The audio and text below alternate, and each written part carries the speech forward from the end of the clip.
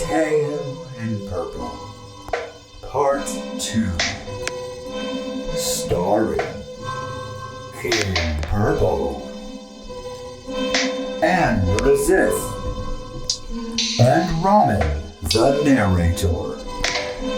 Intro, Ramen. Oh yes, there you are, ma'am or sir.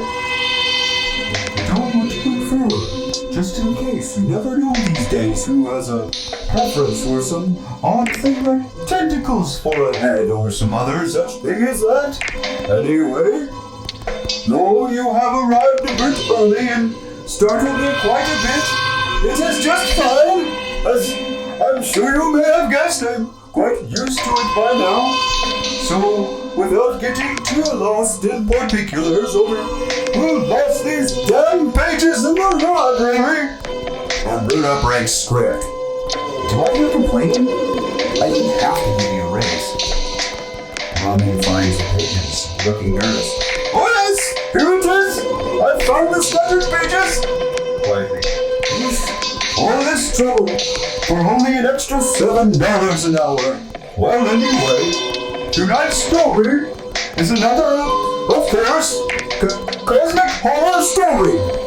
There may be some profanity, but I doubt too much other obscene things so far has anything to say about it. So, without any further ado, let's begin tonight's story. A Tale in Purple, Part 2.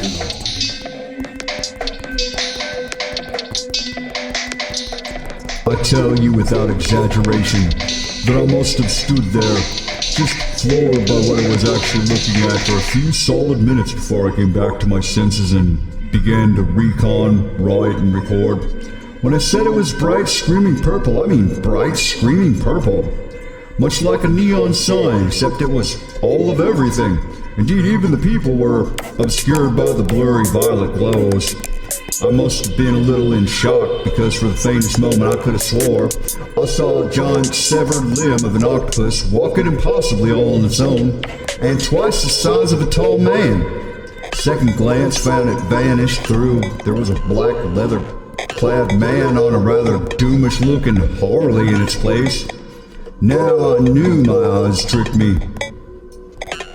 Well, step one, when you're working the sort of job that I do, happen to have for a profession, is to test your recording devices. What do you mean, test your recording devices? Well, kid, I thought you was paying attention. I work with anomalies, remember? One of the first things that you always have to do is test your recording devices to make sure that they are always working correctly. Okie dokie, I suppose I can give you an example, like making sure the town don't turn back to normal on film as opposed to appearing like only in or otherwise of what is recorded. I guess one more for clarity couldn't hurt, like if people are missing, like a vampire or some other reckless nonsense conjured by reality itself or by some power somewhere dreaming it up. As they go, like a wizard on a toadstool or some other thing.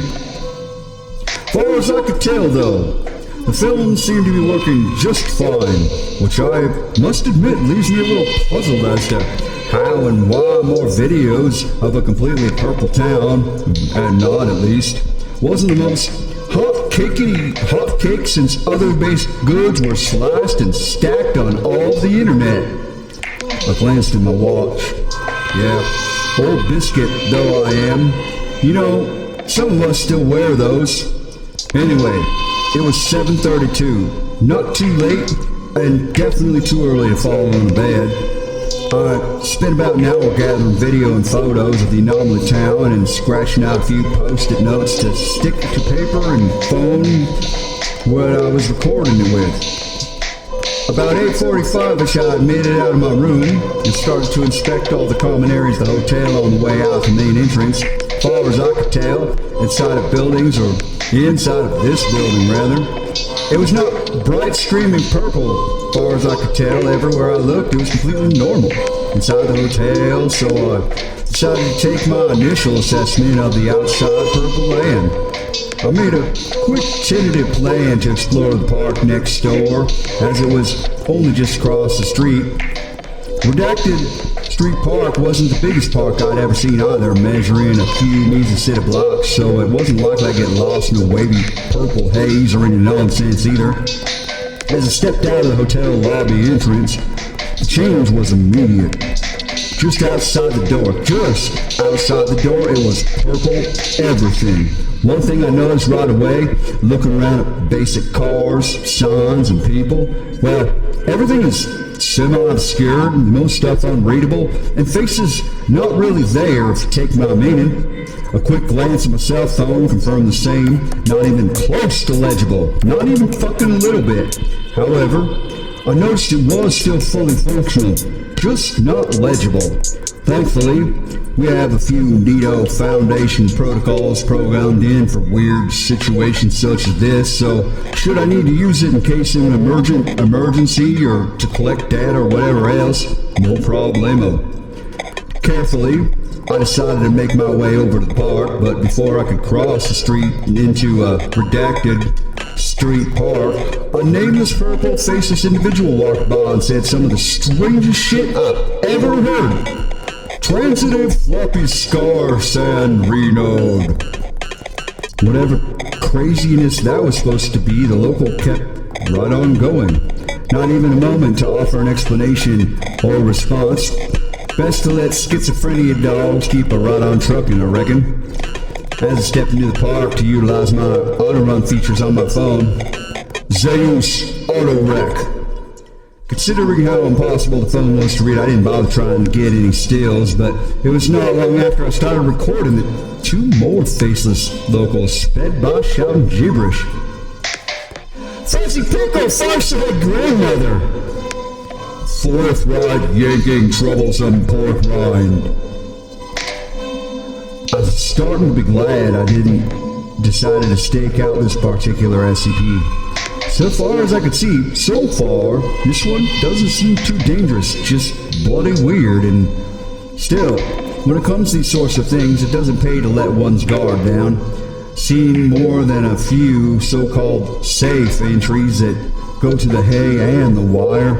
A quick cursory Damn, is it hard to talk out here? A quick cursory glance at the park again for measuring, and it looks like each corner of it makes up about 2 square blocks. The first one nearest to the hotel was wide open and featured a small bell tower surrounded by a pretty nice artificial water feature. I bet it looks a lot nicer in the daytime, as like everything else, it was rather featureless, smudgy, and purple at the moment. It only took a moment to inspect the first quad of the park, and I decided to follow pretty standard recon by taking one quad at a time. Second quad was all grassy and dispersed with some wide oak trees, as well as a communal stage off center a bit of a ways. Looked a bit like it would be set by skaters on its ramps and rails as well. I was sitting there inspecting the raised concrete structure. Another set of locals buzzed by, spouting gibberish. Pair of jump scare dancing lantern. Simply zany, practical, Rand said. I thought, that is going to take getting used to. Not that I plan on staying here long enough to be moved in permanently residential denizen. Oh crap. Is that gibberish speak rubbing off on me? I didn't notice something I hadn't before. All the citizens that had passed by seemed to be traveling in a more or less the same direction toward the waterfront. It wasn't but another couple of seconds that another one came to quickly walking by, but did something different than all the others, and I shit you not, this one walked by and fully extended her tongue as if for inspection. What makes even less sense is despite the purple haze that seemed to cover all of everything and the varying shades of black that accompanied the edges beside, this tongue was quite clearly bright blue from throat to nib. Like the others, after a hem, if you'll excuse my expression, presenting tongue, sped off in the same direction as all the rest towards the waterfront. As I rounded the second quad of the park, I noticed a row of shops across the street on the other side of the park, with a large apartment commons off the central hitch. moving slowly and taking lots of film to return once I got back to site redacted. It had already been a couple hours, as I was intentionally being overly thorough, as not to miss any pertinent thing that might be of some import as I went. After I finished round the park, I fully intended to go right back to the hotel, as I wanted to march this town in the daytime also, to really make sure the intel fully correlates. And besides, I have no intention whatsoever of even slightly exceeding 5 days here, even if I stumble upon something nice the Foundation might take more than passing interest in. Rounding the last 2 quads, it was pretty obvious that this was some sort of a market street, for one end of the road dead ends nicely like it's the far end of the town on one end. Also, there was a concentration of porta potties and standing restrooms over near a, well, very purple rose garden in a fairly modern, read structurally retarded, playground. I'd already noticed it was better not to drift into the center of the park and kept to the edges instead, as the sort of purple fog that encumbered everything got really dense and hard to navigate or see through anywhere that the light was darker in the evening gloom. Following that very strategy, I came around the far edge of the park and decided I'd clicked enough video for the time being, so I turned off the old unreadable phone with another special found-a protocol. Zeus Auto-Rec off.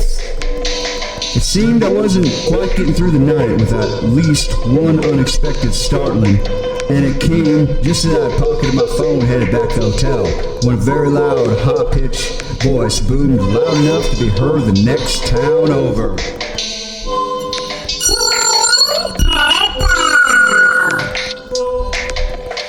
End part 2.